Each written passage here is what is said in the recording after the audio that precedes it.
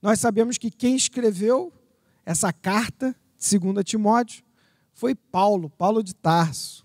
Ele escreveu isso por volta do ano 67 depois de Cristo. Só para vocês entenderem o plano de fundo dessa carta. Paulo estava preso. No final do livro de Atos, nós vemos que Paulo está preso. Mas aqui é uma outra prisão, que ele não é uma prisão domiciliar. Paulo está preso numa masmorra, chamada prisão mamertina. Essa prisão era tão terrível que as pessoas que ficavam presas ali, o fato de passar 15 dias ali naquela prisão já era uma tortura. Muitas vezes, num interrogatório, a tortura era simplesmente deixar o sujeito na prisão 15 dias. Depois chamava ele de volta e perguntava, então, você está pronto a confessar? Você está pronto a mudar? E normalmente o sujeito já estava arrebentado. Paulo fica nessa prisão, se eu não me engano, 1 ano inteiro, ou 2 anos, eu não estou bem certo. Agora eu me confundi aqui na conta. Mas ele não ficou pouco tempo. E ele está nesse lugar é insalubre, esse lugar é doente, esse lugar é baixo, é úmido, é mal cheiroso.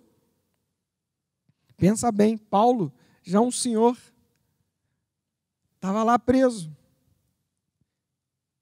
Nero era o imperador de Roma. Nero tinha loucuras artísticas. E ele se julgava um ator, ele queria mexer na cidade de Roma, ele queria reconstruir, mas não tinha como. Então ele manda que seus homens coloquem fogo em Roma. E Roma é varrida pelas chamas durante 1 semana. No final do incêndio terrível que se alastrou na cidade, sobraram 2 bairros que foram os menos atingidos e eram densamente povoados por cristãos e judeus. Nero, então, encontrou o álibi perfeito. Culpou os cristãos pelo incêndio de Roma. Então, desencadeia-se uma terrível perseguição. Eu não sei se você consegue imaginar uma perseguição. Quando eu vejo no filme, aquilo está em outra época, parece que não está muito perto de mim. Mas vocês sabem que esse governo andou mexendo com questões de homoafetividade, com questões de ensinos na escola, com a história do kit gay. E tais discussões tinham o poder de entrar na igreja. Eu vou dar um exemplo. Vamos dizer que saísse a lei e um casal homossexual, o pastor fosse obrigado a fazer um casamento desse, senão ele seria preso. Vamos dizer que essa perseguição se desencadeasse de tal modo que perdesse os bens, fosse presa toda a família. Vamos montando o quadro. Vamos montar o quadro que, de repente, podiam ser feitas denúncias anônimas. E por aí vai. E a perseguição não fica tão longe. Naquela época, a perseguição era tão terrível que famílias inteiras eram colocadas no Coliseu. Eles amarravam as mulheres, as crianças, em peles de animais, sujavam de sangue e jogavam às feras, que devoravam as pessoas, os cristãos, na frente daquela audiência insana. Os cristãos, eles eram colocados em postes como iluminação pública e eles ficavam pegando fogo. E o combustível era o corpo dos cristãos. Eram tantos que iluminavam áreas inteiras da cidade. A carnificina foi gigante. E no meio desse horror, Paulo é preso. Provavelmente delatado por Alexandre o Latoeiro, que ele cita na carta. Ele é preso, não tem tempo nem de guardar seus objetos pessoais, de levar, porque ele pede para Timóteo levar tudo para ele. Como não bastasse essa perseguição avassaladora, esse horror, gente, é filme de terror. Imagine você estar em casa e seu filho, seu marido ser levado para ser torturado. Dentro da igreja havia uma divisão.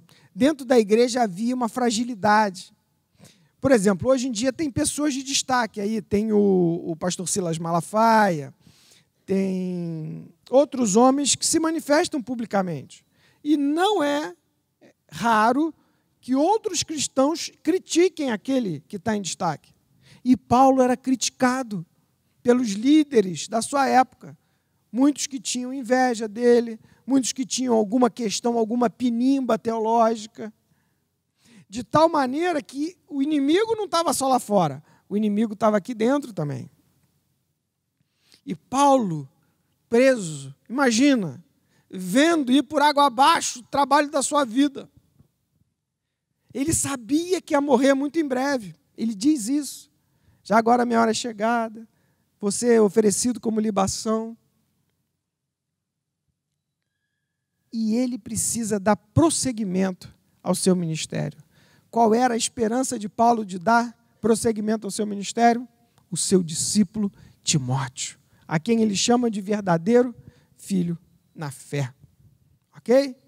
Então, 5 componentes essenciais para o discipulado. Você já montou esse quadro. Agora imagina que você é Timóteo. Se põe na pele do Timóteo. Um rapaz que não era lá muito atirado, não era muito colérico, tinha um temperamento mais reservado. E esse moço, pelo que diz a carta, ele estava com medo. Pelo que diz a carta, ele provavelmente estava com vergonha. Provavelmente ele estava congelado de pavor. Gente, não é para menos, hein? Não vamos achar que o Timóteo é um covardão. Vamos trocar de lugar com ele. Então, os 5 componentes são esses. Primeiro, saber quem é você como discipulador. Quem é você? Pergunta para o seu irmão, quem é você? Você poderia definir isso para o seu irmão? O segundo é valorizar o seu discípulo, declarar o seu amor a ele e mostrar que você se orgulha dele. Ok? O terceiro, você orar pelo seu discípulo e você orar com o seu discípulo. O quarto, direcionar com clareza, explicar o porquê. E o quinto, apontar para o Espírito Santo como o discipulador de verdade, como o verdadeiro conselheiro. Então vamos ver bem rapidinho. Primeiro, saber quem você é. Está lá em 2 Timóteo 1:1. O texto fala por si. Vamos ler muito texto. Deixe que a Bíblia fale aos seus ouvidos. Que às vezes, quando vão ler o texto, a gente deixa a mente voar. Mas o texto é mais poderoso que a explanação, gente. 2 Timóteo 1:1. Eu vou falar todos com bastante detalhe. O quinto é apontar para o Espírito Santo como uma pessoa fundamental.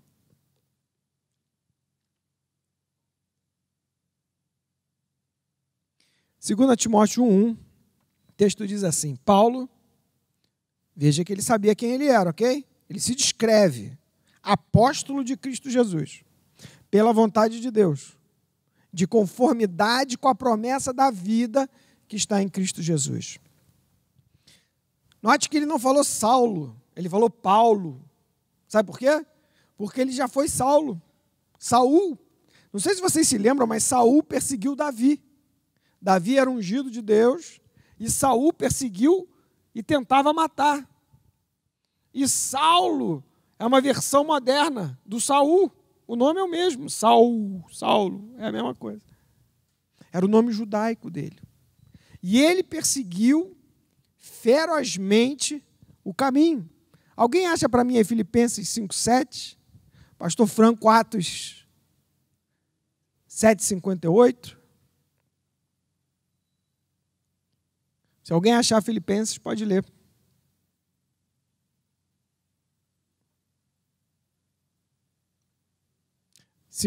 Filipenses 3, de 5 a 7. Perdão.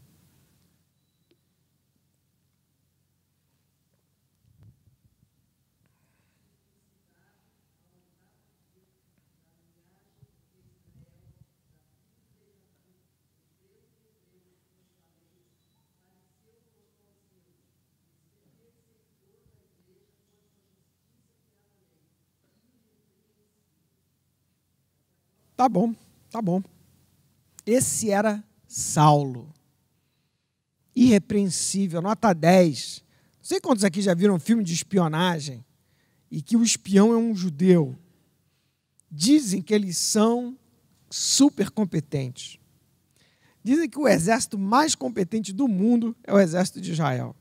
Eles são poucos, mas são muito bem treinados. E Paulo era desses caras. Ele era bom, e ele era cruel, ele era frio, ele era um torturador. Se fosse na época da ditadura, ele ia fazer parte do doicote. Paulo tomou conta das vestes daqueles que apedrejaram Estevão.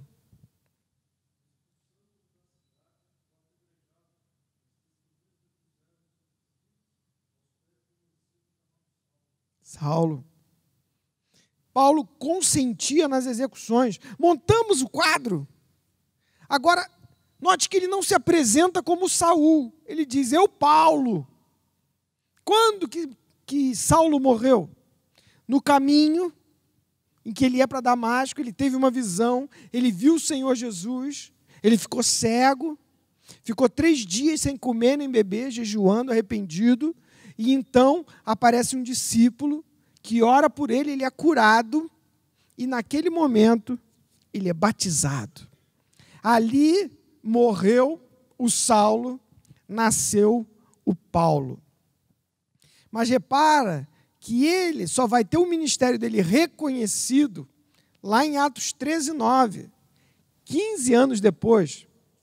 Estou chutando mais ou menos. Mas por aí, 15 anos depois. Quanto tempo ele levou? 15 anos para que tivesse o seu ministério reconhecido. Só que agora, ele era Paulo.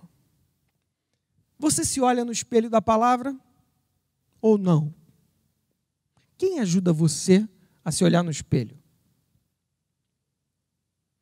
Você escuta o seu cônjuge, seu irmão, sua irmã? Sabia que ele pode ser um bom espelho? Sabia que você tem obrigação de ser um bom espelho para o seu cônjuge? Porque se você for um mau espelho, ele vai se ver ao contrário. E o gatinho podia olhar aí no espelho e ver um rato, ao invés de ver um leão. Mas se o espelho é bom, se o espelho é ajustado, é o espelho da palavra, ele é um gatinho, talvez, se vê um leão, acaba virando um leão. Ok? Você tem um amigo que te ajuda? Você tem um discipulador? Sabia que o discipulador funciona, às vezes, como esse espelho? Que mostra o que ele realmente é? Perguntas. O seu passado está bem enterrado? O velho homem, a velha Maria, a velha Susana, ainda aparece muito? Você hoje se identifica mais com um novo homem formado à semelhança de Cristo ou com o velho Joaquim, o velho Rodrigo? Você se desculpa? Ah, não, eu sei, eu ainda faço isso, mas eu era muito pior. Já ouviu isso? Não, eu era muito pior. Agora já está melhor, né? Eu gosto de usar a seguinte analogia. O sujeito era um matador. O trabalho dele era esse, ele vivia disso. Era um matador de aluguel. E ele se converteu. Né? O que você acha desse cara ter recaídas? Como você ia aconselhar um matador de aluguel quando ele tivesse uma recaída? Ô, pastor, fiquei duro, não resisti, fui lá, matei os 3 para ganhar um dinheiro. Mas, pô, foi rapidinho. Será que a gente não faz parecido? E aí o sujeito dá a desculpa, não, pastor, agora eu já melhorei, eu não maltrato mais não, eu mato só com um tiro. Será que a gente dá esse tipo de desculpa? Ou então a desculpa assim, não, lá na minha família todo mundo assim, pavio curto. Ou então você simplesmente diz assim, não, eu vou melhorar. Você já aconselhou a gente assim? Você falou com a pessoa 1 hora, ela fala assim, então tá bom, pastor, eu vou mudar. Vai nada. Ninguém muda. Se você acabou de conversar, a pessoa falou, não, eu vou mudar, é sinal o seguinte, não entendeu nada, ou então está só te enrolando, como quem diz, cala a boca, já me deixa quieto. Ok? Você se gaba de fazer alguma coisa errada? Essa aí pega, hein? Você já viu gente que se orgulha de fazer besteira? Ela chega se gabando. Pô, o sujeito falou comigo e quer saber, falei mesmo na cara. Não, eu falo assim na cara. Não leva desaforo para casa não, irmão. Ih, falou comigo, vai ouvir. Fala a verdade. Não fala mentira não, só fala a verdade. Está se gabando de pecar. Conhece gente assim? Que se gaba de pecar?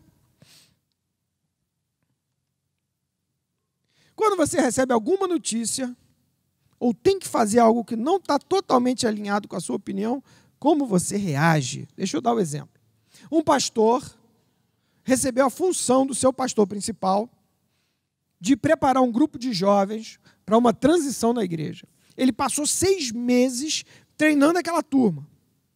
Quando faltava uma semana para eles implantarem, o pastor mais velho chegou e falou assim, olha só, eu estava orando e não é para a gente fazer nada disso. Cancela o projeto.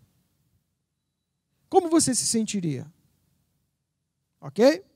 Monta aí. Agora lembra lá, toda autoridade é instituída por Deus, aquele que resiste à autoridade resiste ao próprio Deus. Opa!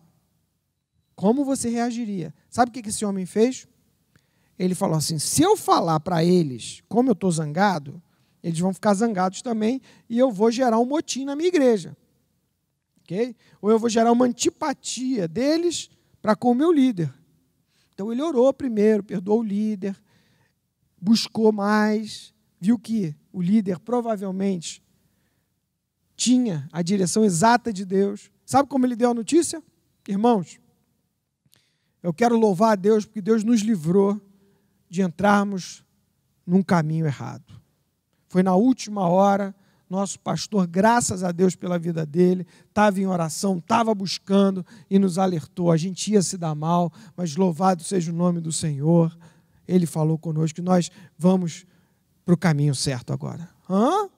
Como é que você reage quando você é um líder e a direção que vem é contrária à sua opinião?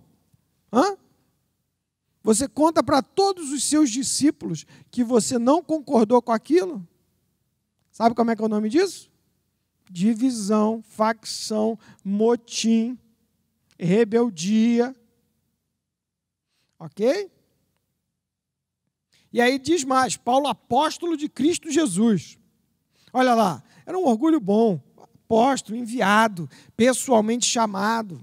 Ok? Paulo era um oficial, fundador de igreja, era evangelista. Você sabe que o apóstolo, ele traz nele todos os outros ministérios, né? Normalmente o apóstolo, ele tem o resto todo, né? Que o Senhor, a uns chamou para apóstolos, outros para profetas, outros para evangelistas, outros para pastores e mestres.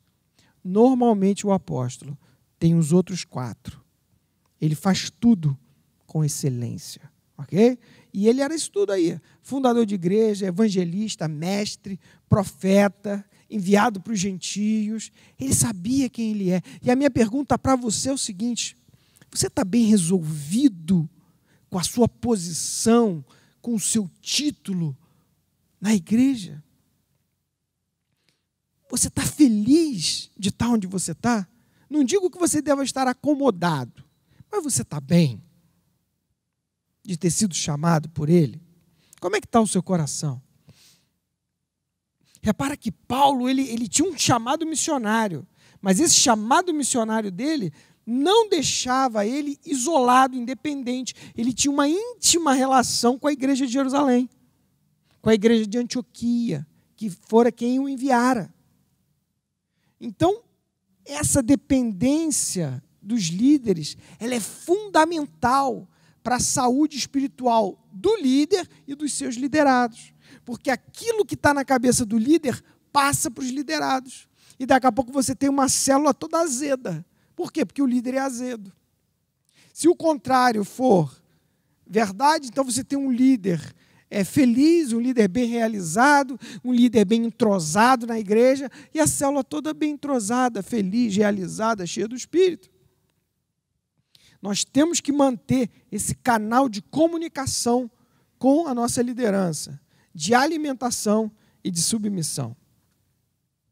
E ele continua, pela vontade de Deus. Então já vimos que ele é Paulo, que ele é apóstolo e que ele está dentro da vontade de Deus, de conformidade com a promessa da vida que está em Cristo Jesus.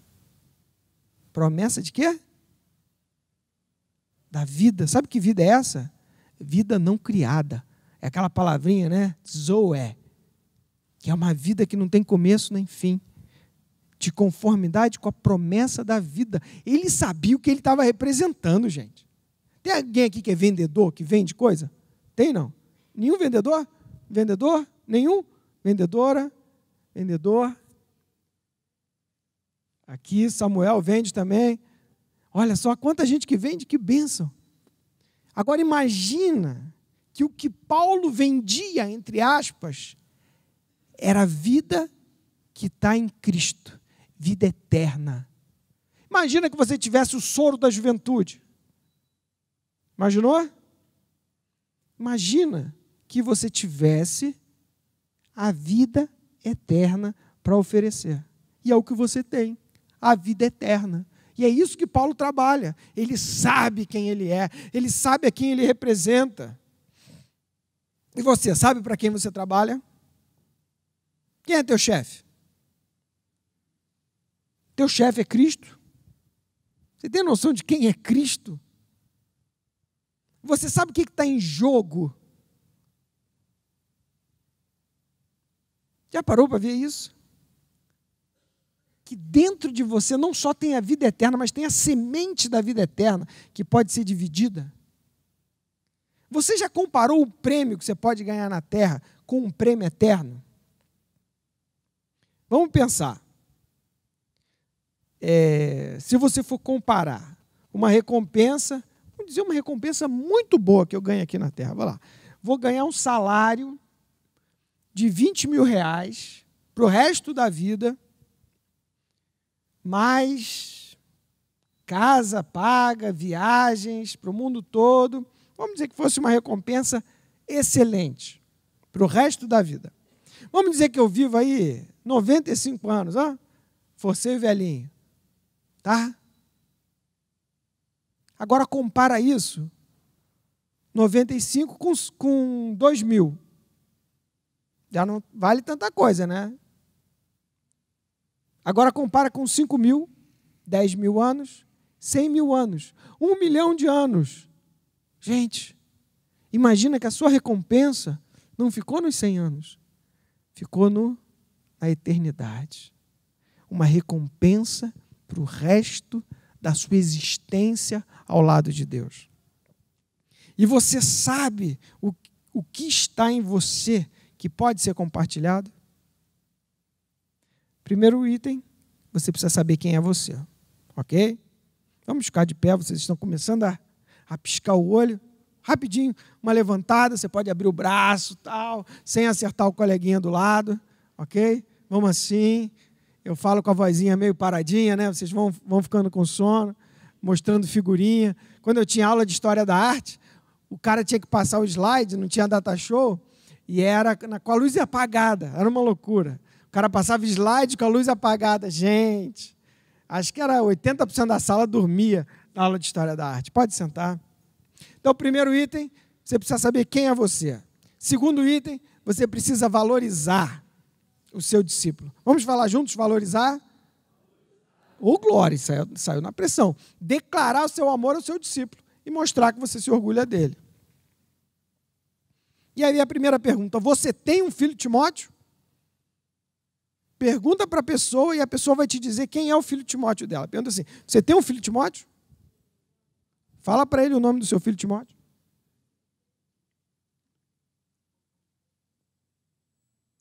Falou o nome do seu discípulo? Agora eu vou te perguntar, você tem um amado filho Timóteo?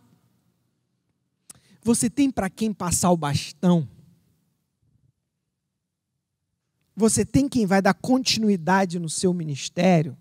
Que vai dar continuidade à sua vida, ao seu projeto, aos seus valores? Você tem uma razão para viver, para lutar, que vai além da sua família? Quem tem discípulo tem. Ele deseja graça e paz. Gente, só a saudação dele é fantástica. Graça e paz. E depois ele fala assim, dou graças a Deus. 2 Timóteo 1:3. Vamos focar, hein, gente. Dou graças a Deus a quem? Desde os meus antepassados, sirvo com a consciência pura, porque sem cessar lembro de ti nas minhas orações. Noite e dia, lembrado das tuas lágrimas, estou ansioso por ver-te, para que eu transborde de alegria pela recordação que guardo da tua fé sem fingimento. A mesma que primeiramente habitou em tua avó Lóide e em tua mãe Eunice, estou certo de que também em ti. Lembramos que Paulo estava preso? Imagina você está preso, não tem nada para fazer, ok? Está ali socado. O que ele fazia? Ele lembrava. Relembrar é viver, não é isso? Ele se lembrava. Lembrava do discípulo dele, lembrava da avó. E ele fazia o quê? Ele orava. Ele orava. Só que quando ele vai se dirigir a esse discípulo, a primeira ação dele é elogiar o Timóteo. É elogiar o Timóteo. E a minha pergunta para você é o seguinte: você elogia o seu discípulo ou não? Pessoa que está debaixo da sua autoridade, ela é elogiada ou não? Você elogia o seu filho ou sua filha ou não? Ou você é um expert de descobrir defeito? Você acha que é uma vantagem incrível você localizar o defeito da pessoa, mas não consegue fazer um elogio? Quando foi a última vez que você elogiou alguém? O chefe não vale, hein? Você se exercita em ver o lado bom das pessoas? Você é uma pessoa positiva? Ou você é aquelas pessoas que está sempre reclamando, que só vê problema, que fica falando a vida, o azar, o dor, o horror? Lembra da hiena? Ó, vida. Precisamos elogiar. Nossa, olha só, gente. Essa carta é um chacoalhão que Paulo vai dar no Timóteo. Mas antes de dar o chacoalhão, ele elogia, ele valoriza, ele vê o que tem de bom. Gente, essa é a estratégia. Você não pode chegar já pegando sem falar nada. A pessoa tem que saber que ela tem valor, que ela tem virtudes, que Deus trabalha na vida dela. Se você chegar só pegando, você vai quebrar, vai desanimar. E às vezes o que a pessoa mais precisa é saber que ela tem valor. É saber o que tem de poderoso que Deus já colocou dentro dela.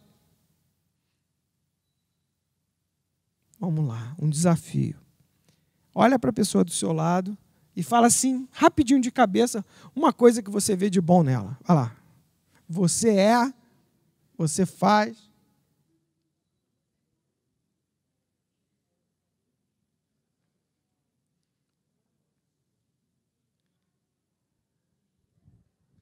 Tinha um irmão que nunca falava mal de ninguém, né? Aí falaram para ele, e o diabo?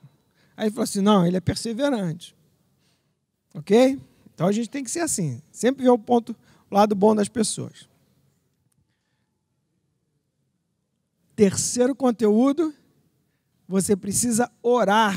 Lembra que Paulo fala? Lembrado de ti nas minhas orações, oro por você noite e dia. Tá? Por essa razão, pois te admoesto que reavives o dom de Deus que há em ti pela imposição das minhas mãos. Quem aqui tem filho ou filha? Filho ou filha? Com mais de 20 anos? Mais de 20 anos? Sabe o que acontece? Depois que os filhos se casam e constituem família, você deixa de ser pai e vira avô, ok? Avô, avó. E o avô e a avó, ele tem o seu truque. Sabe qual é o truque que ele faz? Ele monta uma mesa bonitona, ok? Compra tudo que é guloseima que os netos gostam, que os filhos gostam. E fala, filho, filha, traz aqui a minha norinha e vem aqui em casa, que eu preparei umas coisinhas para vocês. E quando eles chegam lá, tá aquela mesa posta, que delícia! Gente, Paulo estava preso. O que ele podia oferecer para Timóteo que ele tinha? Na prisão, como é que ele podia atrair? Porque é uma delícia, não? Você poder, não, vem que eu vou te dar um presente. Comprei alguma coisa para você. Olha o que Paulo fala. Por essa razão, pois te admoesto, que reavives o dom de Deus que há em ti Nossa, pela imposição das minhas mãos. Isso ninguém tirava dele, gente. Isso ninguém tira de você. Os planos do Paulo para ele, a mesa que ele ia botar, era uma oração com imposição de mãos e um bom abraço.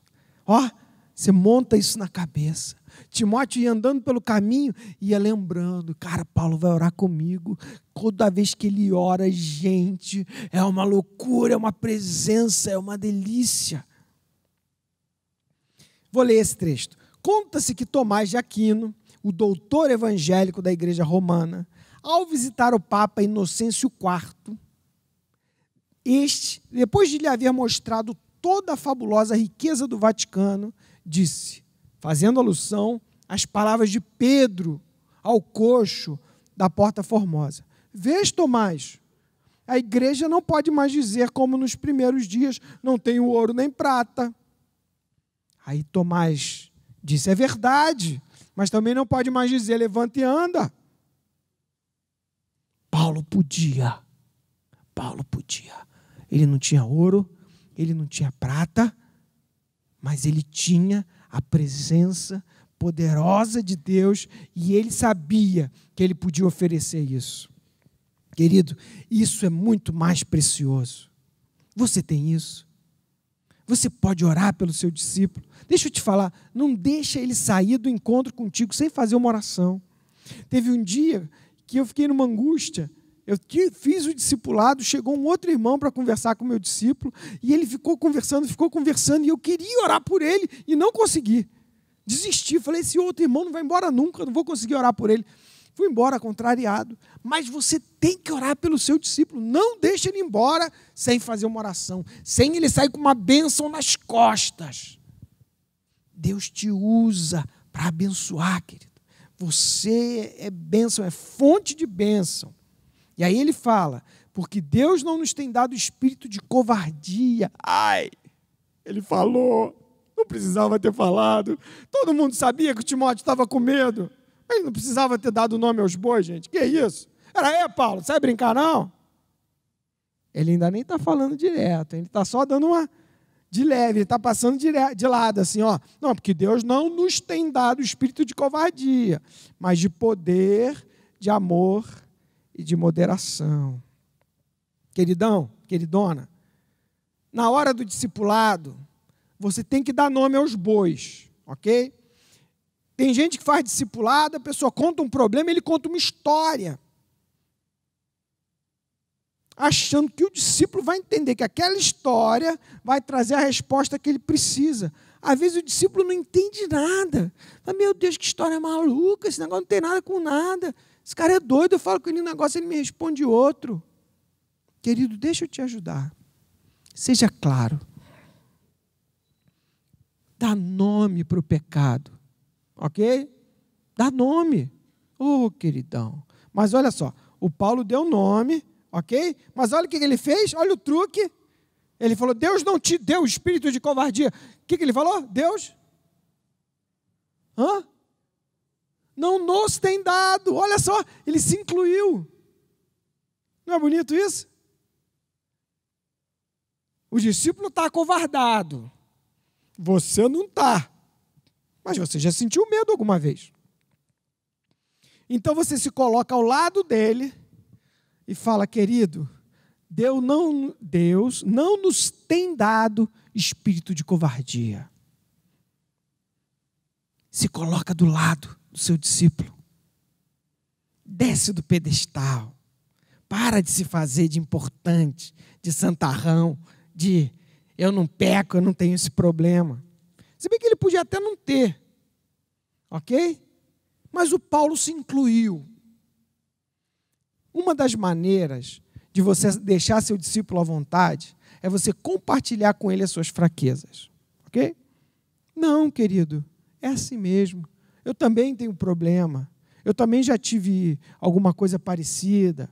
Agora, cuidado, porque tem gente que acha que compartilhar a fraqueza é confessar aquele pecado que nem você está aguentando. Aí você conta para o discípulo cai da fé. Não é isso não, gente. Se é o pecado, aquele cabeludo, coisa esquisita, que você tem que vomitar, você vomita para o seu discipulador, ok? Discipulador. É ele que tem que ouvir barbaridade. Teu discípulo não tem que ouvir nada disso. Teu discípulo tem que saber que você é humano, que você peca e que você é igual a ele. Mas aqueles trem, aquelas coisas loucas que você quer contar, conta para o seu discipulador, que ele é que é cascudo para te aguentar. Seu discípulo não. Está com medo? Queridão, eu já senti medo também. Todo mundo sente medo. Mas Deus não nos tem dado espírito de covardia, mas de poder, de amor e de moderação. Quarto, direcione com clareza e explique por quê. Lembra que eu falei que você tem que dar nome aos bois? Então, olha lá, ó. Paulo, então, parte para a decisão. Primeiro ele falou, Deus não nos tem dado espírito de covardia. Pode ser que ele não entendeu direito, né? Olha a ordem. Então, não fica com vergonha, ok? Não te envergonhes, portanto, do testemunho de nosso Senhor. E nem do seu encarcerado, que sou eu. Talvez alguém estivesse falando no ouvido do Timóteo. Esse Paulo não vale nada. Se ele valesse alguma coisa, não estava preso. Deve ser bandido. Tá cheio de crente bandido aí. Devia ficar pegando oferta. No ouvido do Timóteo. Talvez o Timóteo ficasse envergonhado. Puxa, meu tutor, meu pai na fé está preso. E o Paulo vai com todas as letras. Não se envergonha do nosso Senhor, nem do encarcerado dele, que sou eu. Pelo contrário, participa comigo dos sofrimentos a favor do Evangelho. Querida, essa carta, ela é lotada de imperativos. É um atrás do outro. Discipular, sim, é dar direção. É dizer o que fazer. A psicologia de alguns dizem assim, não, você não pode dizer para a pessoa o que fazer. Ela que tem que resolver. Gente, não é o que diz a Bíblia, não. Não é não. Pô, meu irmão, estou pensando em largar minha mulher. Aí você fala, você que sabe. Acho que a Bíblia fala que não é muito bom não, mas vê aí. Não é isso não, gente. Fale, não deixa sua mulher coisa nenhuma, rapaz. Ela é sua esposa. Deus odeia o divórcio. Não tem que deixar a mulher, não. Você que tem que mudar. Ok? Tem que falar, gente. Com amor, com moderação, né? Se colocando junto. Eu também já pensei. Pensei, sei lá, acho que não. Mas pensa alguma coisa lá para ele se identificar com você. Né? E fala. Ok? Paulo fala com todas as letras. Não se envergonhe, ele foi direto. Ok? E, gente, talvez você nunca possa subir aqui e pegar um microfone para pregar. Mas quer saber um lugar bom para pregar? Para o seu discípulo. Sabia que você pode pregar para o discípulo? Pode. Então você pode treinar aquela pregação gostosa e soltar. Você sabia que uma das mensagens mais poderosas que tinha, Jesus deu para uma pessoa só? João 3,16 está inserido num contexto em que Jesus pregou para Nicodemos, cara. Você tem noção do que é isso? Você imagina se ouvir uma pregação de Jesus só para você? Agora você imagina o seu discípulo ouvir uma pregação do Paulo só para ele? O Paulo pega e começa a responder. É assim, meu querido, é assim. A Bíblia diz assim, porque isso se estrutura dessa maneira, daquela maneira.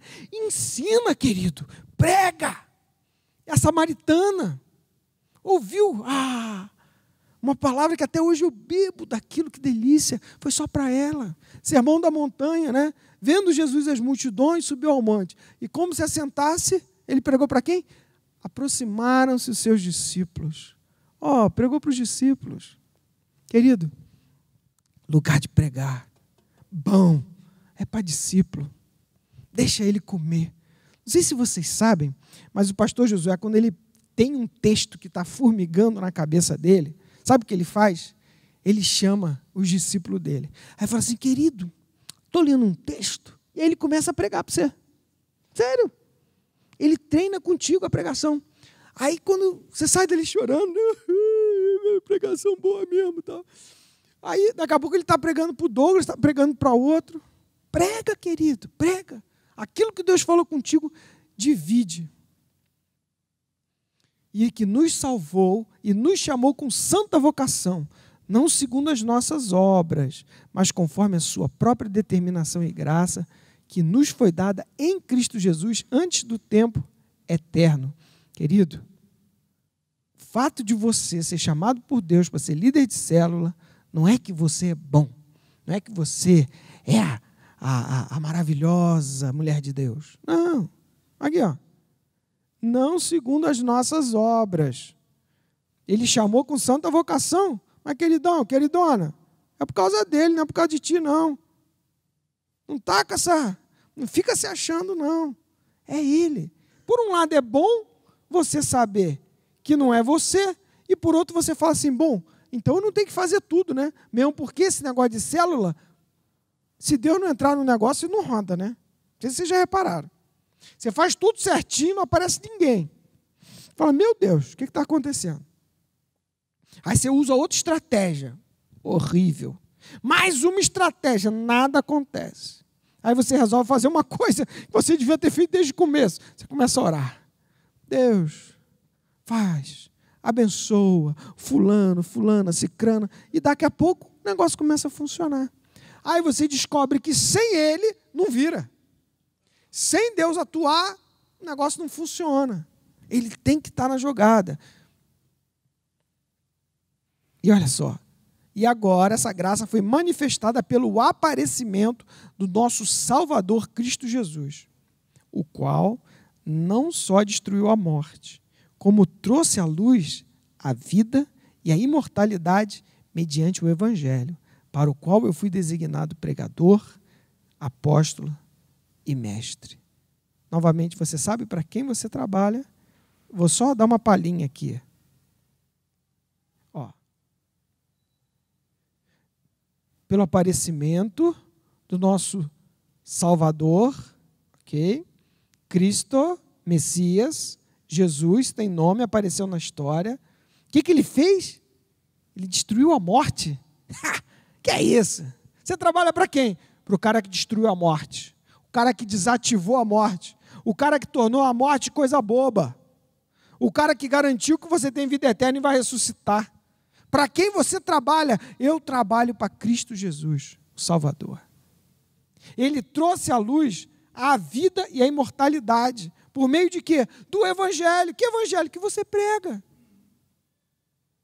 E que ele te chamou para ser pregador e mestre.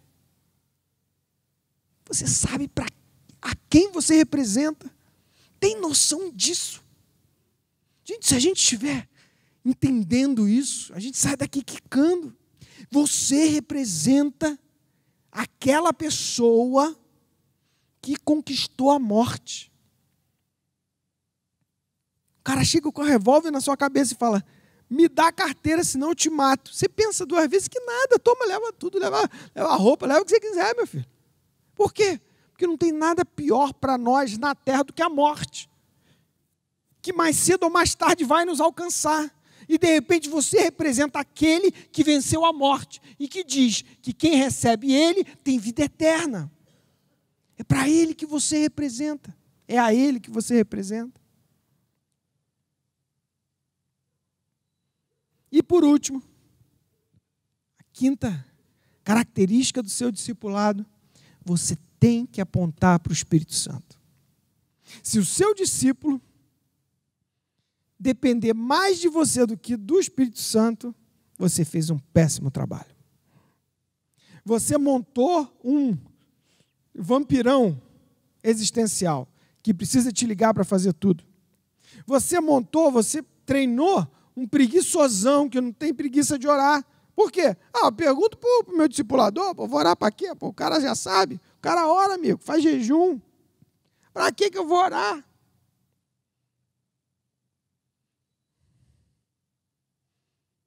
Olha lá o que ele fala.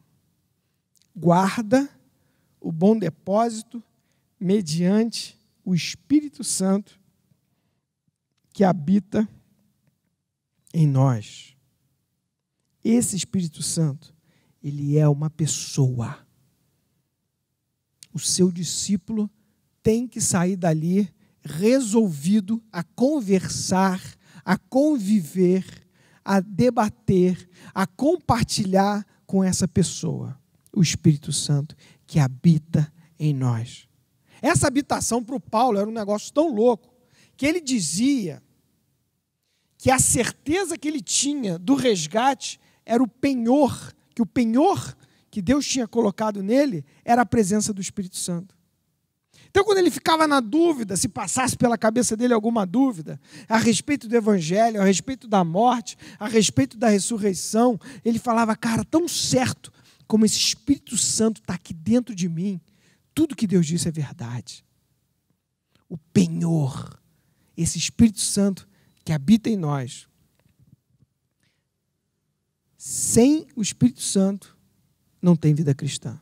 Vida cristã é Cristo. Vamos repetir. Vida cristã é Cristo. Mais uma vez. Se você acha que é crente, mas não se relaciona com Cristo, tem algum problema. Quando foi a última vez que você conversou com Cristo? Quando foi a última vez que você compartilhou com Ele alguma coisa? Olha só. Lembra de Isaías 9,6? E seu nome será maravilhoso conselheiro, Deus forte, príncipe da paz, Pai da eternidade. Hoje, o conselheiro é Jesus. E Ele está dentro de você na pessoa do Espírito Santo. Você quer um conselho? Ora, Ele vai falar contigo. Ah, Salomão, mas eu nunca sei se é, se não é, dá um trabalho. Dá trabalho. Mas quando Ele fala é tão bom também. Que delícia. Ele nunca erra. Dentro de você existe o maravilhoso conselheiro. Você tem que apontar para o seu discípulo a conhecer. E outra coisa, veja lá, João 15,5 diz assim, eu sou a videira, vós os ramos. Quem permanece em mim e eu nele, esse dá muito fruto. Porque sem mim,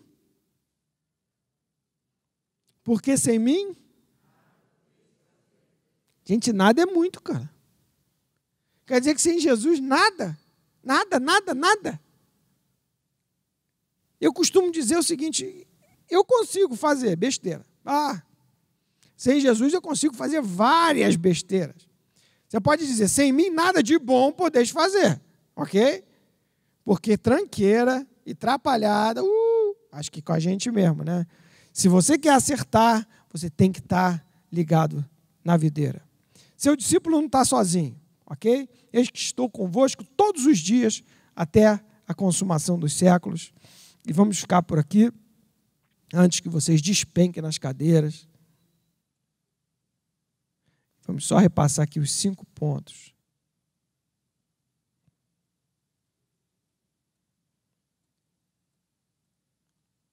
Então, vamos lá. Então, o primeiro ponto é saber quem é você no discipulado. Tem que estar bem resolvido. Valorizar o seu discípulo, ok? Você precisa orar com ele. E você precisa orar por ele. Ok? Você precisa dar uma direção clara. Não fique embromando. Não fica contando história. Não fica achando que ele vai deduzir. Mas dá uma explicação se identificando com ele. Tá bom? E aponta para o Espírito Santo. Não resolve ser Deus na vida dele, porque ele vai se decepcionar. A Bíblia fala, o Senhor é o meu pastor, nada me faltará. Então, se o sujeito chegar e falar assim, não, a Sandra é minha pastora, aí a Sandra fala assim, tudo te faltará, ok? Porque teu pastor tem que ser Jesus, se não for Jesus, o negócio vai ficar difícil, ok? Vamos ficar de pé, então.